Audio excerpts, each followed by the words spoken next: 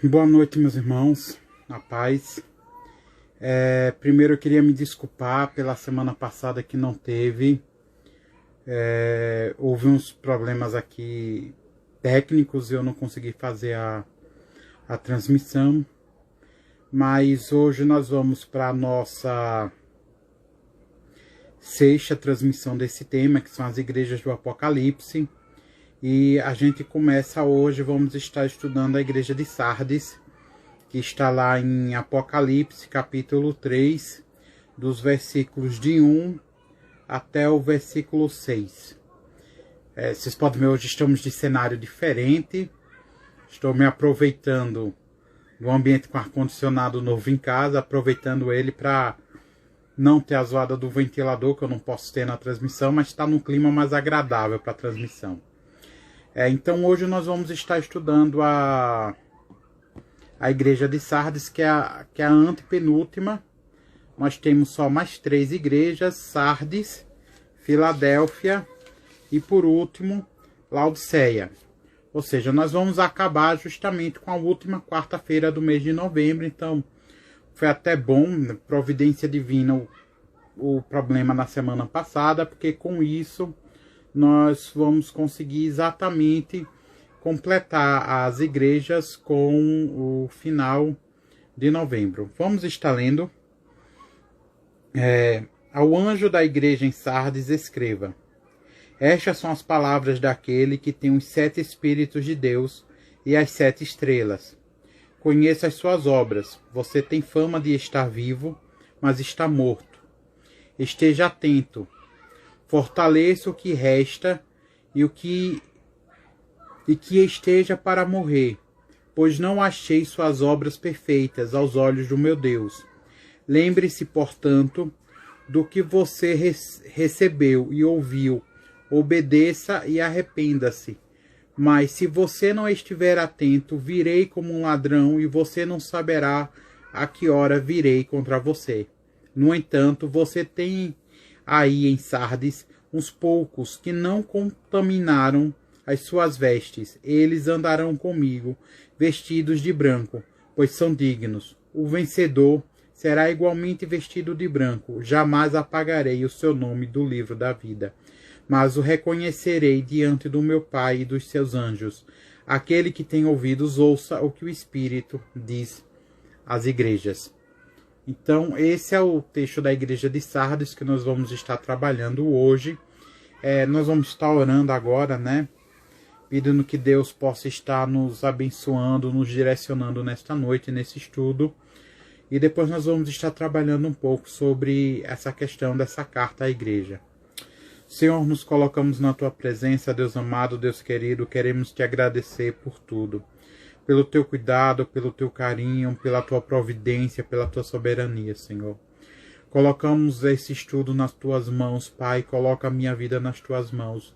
Que o Senhor possa estar me guiando, nos guiando nesse estudo. Que nós possamos aprender de Ti, receber de Ti aquilo que Tu desejas, Pai. Que nós possamos ser abençoados por Ti. Que essa palavra possa nos trazer ensinamento, possa nos trazer conhecimento da Tua vontade. E com isso nós possamos crescer mais próximos de Ti. É o que nós Te pedimos e já Te agradecemos em nome do Teu Filho amado Jesus. Amém. Então nós vamos ter a igreja de Sardes, algumas características bem particulares dela. Primeiro aspecto é a apresentação que Jesus faz dele mesmo. Ele diz, como sempre, ele se apresenta de alguma forma, e na igreja de Sardes ele se apresenta como aquele que tem os 7 Espíritos de Deus e as 7 estrelas. Essa apresentação é interessante porque essa forma de se apresentar com os 7 Espíritos de Deus, essa terminologia, os 7 Espíritos de Deus, é algo bem específico do Apocalipse. Há uma divergência das formas que se entende essa explicação dos 7 Espíritos. Alguns acreditam que os 7 Espíritos seriam 7 anjos. Outros acreditam que os 7 Espíritos seriam 7 seres celestiais superiores aos anjos. e outros entendem que os 7 Espíritos é uma figura de linguagem representando a plenitude do Espírito Santo. Eu, pessoalmente, até por uma questão de tradução, eu acho que a interpretação de que os 7 Espíritos de Deus se refere ao Espírito Santo é a mais aplicável delas. Por quê? Porque nós temos algumas características específicas aqui quando se fala de 7 Espíritos. Primeiro, aqueles que acham que são anjos. Eu acho complicado você ter essa noção, já que o próprio livro de Apocalipse apresenta essa terminologia, os 7 anjos. 7 anjos, anjos e algum número específico de anjos é apresentado de muitas formas. Por que então só nesse momento não se usaria 7 anjos? Em nenhum canto de Apocalipse o termo espírito é usado para apresentar anjos. Novamente com criaturas celestiais, sejam elas arcanjos, serafins, querubins. A Bíblia em Apocalipse também apresenta números junto com eles de 6, os 2 querubins, os 3 serafins, e também em nenhum texto bíblico esses outros seres espirituais são tratados pelo termo espírito. Então eu não acho que nenhuma dessas duas traduções ou interpretações se adequam ao termo bíblico, de você dizer que são 7 espíritos, os 7 espíritos de Deus seriam 7 anjos, os 7 seres espirituais. Por que eu acho que se enquadra com o Espírito Santo? Primeiro, porque essa terminologia espírito no Apocalipse só se distingue ao Espírito Santo. Segundo, porque quando nós vamos olhar para o texto original, esse termo, os 7 Espíritos de Deus, é muito parecido com outro termo que você pode traduzir como Espírito Sétiplo de Deus.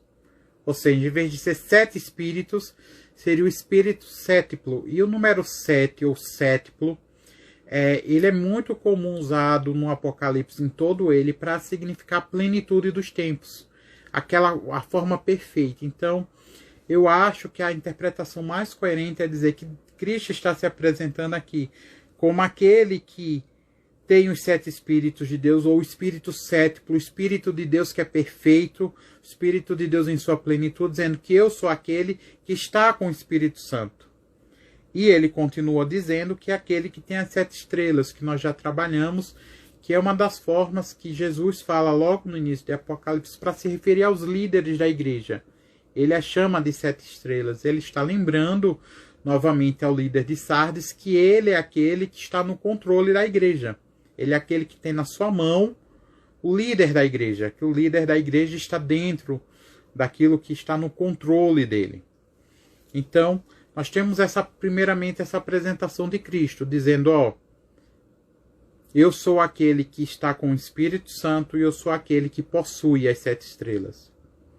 Aí ele começa a falar para a igreja de Sardes, que é uma igreja que nós vamos ver um sério problema. Porque ele começa dizendo, conheço as suas obras, você tem fama de estar vivo, mas está morto.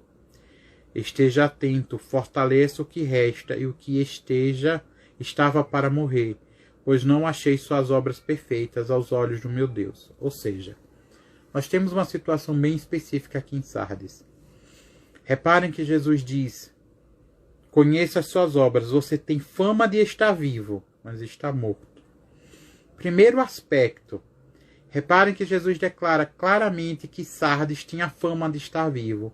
Ou seja, para os outros, para o mundo que cercava, Sardes era uma igreja viva. O mundo via Sardes como uma igreja viva. Mas, na verdade, ela era uma igreja morta. E isso é muito importante de se perceber. Porque nós vamos perceber aqui uma situação que muitas vezes nós não nos preocupamos. Ou o mundo se influenciou de tal forma que a igreja se preocupa ao contrário. Em vez de se preocupar em estar vivo aos olhos de Deus, ser perfeito aos olhos de Deus, muitas igrejas, muitos cristãos hoje se preocupam em estarem vivos, serem perfeitos aos olhos dos homens. E é isso que Cristo está apresentando na igreja de Sardes. Era uma igreja que tinha fama de estar viva, ou seja, o mundo a reconhecia como boa igreja, como igreja perfeita, mas na verdade ela é uma igreja morta. Ao ponto que ele diz, esteja atento, fortalece o que resta, ou seja, o que resta está prestes a morrer, ou seja, a maior parte da igreja está morta, tem um restinho que sobra, mas está quase morrendo. Pois não achei suas obras perfeitas aos olhos do meu Deus. Ou seja, ele está dizendo, as suas obras podem ser perfeitas para todos os outros. O que me importa é como elas são perante o meu Deus. E perante o meu Deus, elas não são perfeitas. Ou seja, a igreja de Sardes era uma igreja de fachada. Era uma igreja que tinha uma boa aparência, uma boa fachada, aparentava tudo estar bem, mas na verdade estava morta por dentro. Na verdade ela estava morta por dentro, ela estava apodrecendo por dentro. E aí Jesus vem dizer, explicar para a igreja o que a igreja devia fazer nessa situação. Ele diz, lembre-se, portanto, do que você recebeu e ouviu. Obedeça e arrependa-se. O que Cristo está falando aqui? Você está nessa situação porque você deixou de lado os ensinamentos que recebeu. Ou seja, o evangelho que foi pregado, a mensagem de Deus que foi pregada, aquilo que você recebeu do Espírito Santo, aquilo que você ouviu dos profetas, você deixou de lado. Ou seja, a igreja tinha recebido o evangelho, mas não vivia mais o evangelho. E Cristo está dizendo, você tem que se lembrar daquilo que já recebeu. Porque o evangelho não é novo para você, não é algo que você ainda precisa receber. Você já recebeu e deixou de lado. E é por causa disso que você se encontra nessa situação. E ele vai dizer, obedeça e arrependa-se. Ou seja, você não já recebeu o evangelho? Siga ele. Siga o evangelho e se arrependa da situação onde você está. É isso que Cristo está trazendo para Sardes. Você é uma igreja que aparenta estar viva para todo mundo, mas eu conheço você. Eu conheço sua intimidade e sei que você está morta. Você não pode continuar assim. Suas obras parecem perfeitas para os outros, mas diante de Deus elas não são. Arrependa-se. Você conhece o evangelho já. Por que não obedece a ele? Por que continua nos seus erros? Essa é a mensagem que Cristo está trazendo para Sardes. E eu acho que se torna ainda mais chocante porque ele continua dizendo, mas se você não estiver atento, virei como um ladrão, e você não saberá a que hora virei contra você. Cristo claramente aqui, porque esse termo é usado várias vezes em Apocalipse, está falando da sua segunda vinda. Porque ele diz que ele virá como um ladrão na noite. Será despercebido, não terá aviso. O ladrão não avisa para você, mandar uma mensagem, vou roubar sua casa hoje à noite. Não. Ele vem de supetão. Cristo está dizendo, mas se você não estiver atento, se você não se arrepender, se você não buscar o evangelho, Cristo virá como um ladrão e você não vai estar pronto. Não vai estar pronto para a segunda vinda. É isso que Cristo está dizendo. Cristo está dizendo para a igreja de Sardes, sua situação é terrível. Porque você já conhece o evangelho, você faz um monte de coisa, parece ser perfeita, viva, linda, obras maravilhosas. Mas eu sei que na verdade você é morta. Eu sei que na verdade você é morta. E se você não se arrepender, se você não voltar a obedecer ao evangelho, quando eu vim como um ladrão, quando eu vim na minha segunda vinda, você não vai saber, ou seja, você não vai participar. E ele continua. No entanto, você tem aí em Sardes uns poucos que não se contaminaram as suas vestes. Eles andarão comigo vestidos de branco, pois são dignos. Isso é novamente uma coisa que a gente aprende em toda a história do Evangelho. Por pior que seja a situação de Israel, quando Deus interagia somente com Israel, por pior que seja a situação das igrejas, sempre tendo dentro dela, do povo de Deus, um remanescente que se permanece fiel. E é isso que Cristo está dizendo a Sardes. Apesar de toda a situação terrível que você está, dentro de você ainda existe um pouco que é fiel. E esse povo, e aí ele claramente usa uma analogia que ele vai usar em Apocalipse como um todo, que é a questão das vestes, ele está dizendo, ó, eles se permaneceram fiel. E como eles permaneceram fiéis,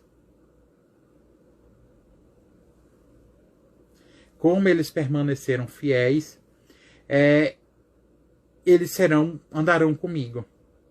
E ele termina dizendo, os vencedores será igualmente vestido de branco, jamais apagarei o seu nome do livro da vida, mas o reconhecerei diante do meu Pai e dos seus anjos. Aquele que tem ouvidos, ouça o que o Espírito diz à igreja. Temos uma pergunta.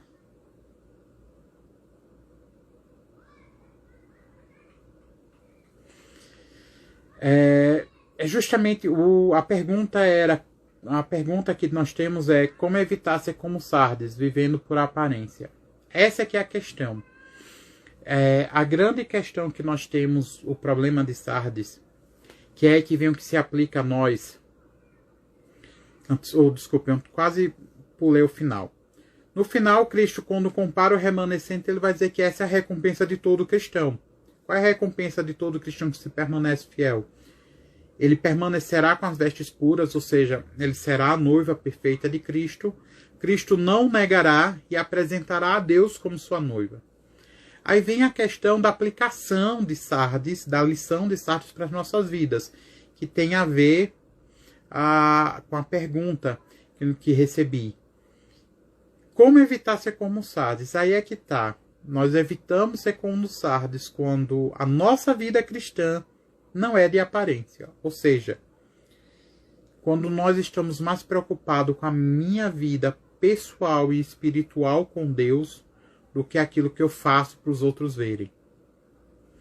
Um dos grandes problemas que eu vejo hoje na igreja como um todo, que se assemelha a Sardes, que pode se assemelhar a Sardes se você não tiver cuidado, é que muitas vezes com o número de ministérios, de ação social, de eventos que a igreja tem, nós nos envolvemos muito com essas atividades e deixamos de lado a nossa vida espiritual, meu eu com Deus, meu momento de oração, meu momento de leitura bíblica, meu momento de jejum, de comunhão com Deus.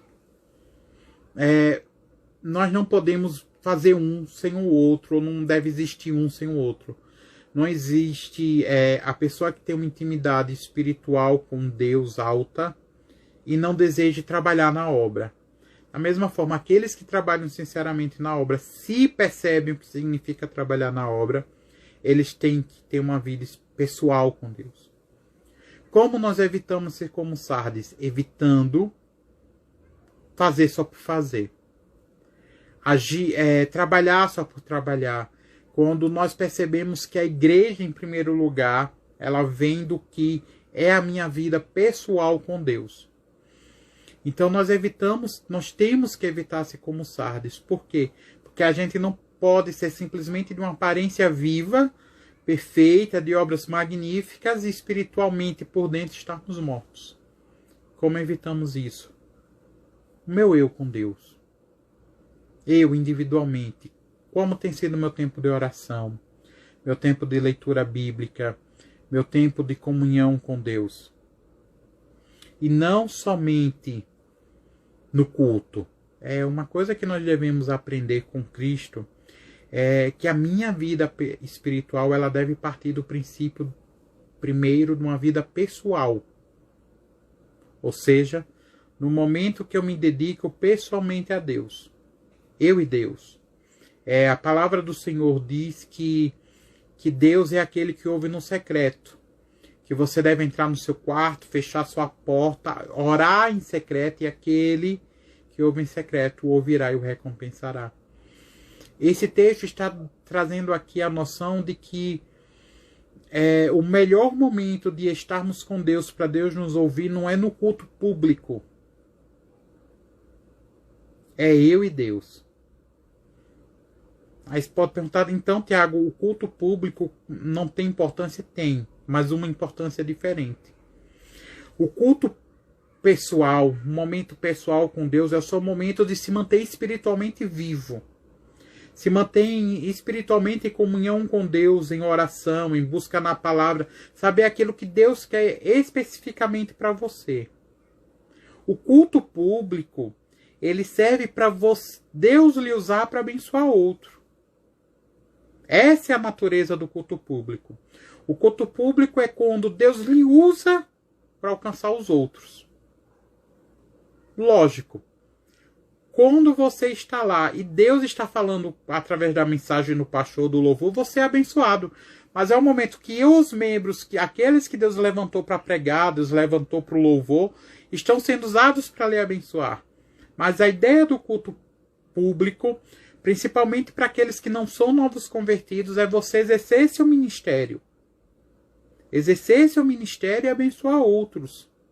Esse é o principal, o princípio inicial do culto público. O culto público é um complemento do culto particular, daquele momento individual seu com Deus. Por quê? Se você não tem um momento individual com Deus, onde Deus lhe abastece, o que é que você vai fazer para abençoar e trabalhar com os outros? Então, como nós evitamos ser como Sardes, uma igreja de aparência, que aparente está vivo, mas espiritualmente está morta? Nós fazemos isso tendo nosso momento pessoal com Deus, de oração, de leitura bíblica, de louvor, de entrega, de chorar, de reclamar, de falar, de pedir, não importa, é o momento seu e Deus. Busca Deus, aprenda com Deus. E esse momento pessoal tem que influenciar todas as suas vidas, suas obras, seu comportamento na igreja, no trabalho, em casa, na família. Quando nós seguimos esse princípio, nós não somos uma igreja que é exteriormente viva, interiormente morta. Então é preciso ter essa compreensão, é preciso ter essa noção. A noção de que nós precisamos nos aproximar de Deus com esse olhar. Esse olhar de buscar individualmente, buscar pessoalmente a Deus, buscar a Deus em primeiro lugar. Se isso for feito, nós não vamos ser o exterior bonito e aparentemente vivo e o interior morto. Essa é a lição que nós temos que tirar de Sardes. Evitar vivermos de aparência, do que o povo veja que eu faço as coisas. Qual é o meu propósito de estar na igreja? Qual é o meu propósito de participar do ministério do louvor, de pregar num púlpito, de ser professor de escola dominical, de estar na recepção? Qual é o meu propósito?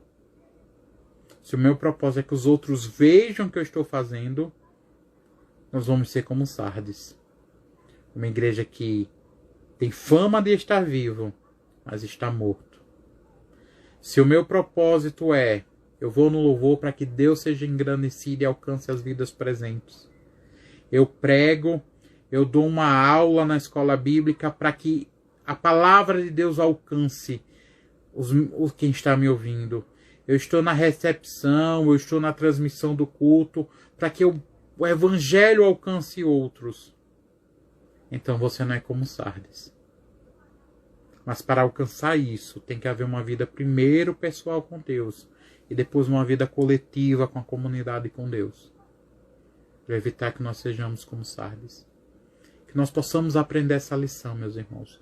Que nós possamos aprender que a nossa vida com Deus, ela deve buscar uma vida de plenitude. Uma vida não só de aparência, mas uma vida de intimidade pessoal com Deus. Que nós possamos fugir das aparências e buscar intimidade individual com Deus em primeiro lugar. Para que não sejamos como Sardes. Amém? Que Deus abençoe vocês. Eu sei que hoje foi até um pouco mais curto, mas estou tentando não se prolongar muito para não ficar muito cansativo o estudo. A próxima igreja é a de Filadélfia. E depois nós temos Laodiceia. Então na próxima quarta, no mesmo horário, às 8 horas da noite, nós teremos esse culto de doutrina. Ainda não tem o próximo tema. Daqui para a última quarta do mês, que é quando for a igreja de Laodiceia, nós vamos ter o próximo tema, definir de quem vai estar trazendo e vamos estar informando. Outra coisa, meus irmãos, lembrando que nós temos as atividades da igreja. Quais são? Dia de quarta, culto de doutrina. Nós temos no sábado os eventos da juventude, que estão tanto no Instagram, nos dois Instagrams, o Instagram da juventude.